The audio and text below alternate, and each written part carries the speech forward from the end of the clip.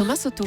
Peu importe les déficits, la seule priorité qui tienne, c'est la sécurité des Français. Bonjour Nicolas Barré. Bonjour Thomas. C'est ce qu'a dit François Hollande hier devant le Congrès à Versailles. Et tout d'un coup, on a l'impression qu'il n'y a plus du tout de contraintes budgétaires. Oui, c'était exactement cela. C'est-à-dire que nous sommes en guerre. Donc le régime de discipline budgétaire qui s'applique normalement en temps de paix, le pacte de stabilité, les déficits ramenés à 3%, etc. Tout ça peut sauter au profit de la sécurité qu'il va bien falloir financer. Bon, mais est-ce qu'on peut chiffrer tout ça ? Alors Bercy est en train de le faire. Il n'y a pas de chiffre officiel. Donc j'ai fait les calculs moi-même sur un coin de table, si vous voulez.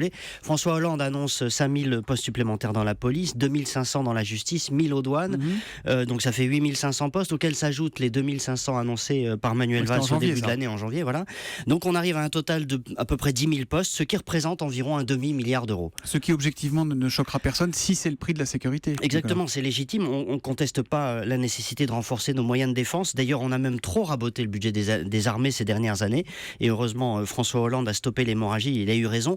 En revanche, ce qu'on peut dire, c'est qu'on peut parfaitement conjuguer sécurité et discipline budgétaire malgré tout. On n'est pas obligé de tout laisser filer complètement. Oui, voilà, il faut se rappeler quand même des ordres de grandeur. Je parlais d'un demi-milliard d'euros. Le déficit budgétaire français, c'est 75 milliards d'euros. Donc vous voyez bien, on peut tout à fait financer ce surcroît de dépenses supplémentaires. Je note d'ailleurs que si nous avions fait des efforts plus tôt, nous n'aurions aucun problème pour financer ces dépenses de sécurité nouvelles.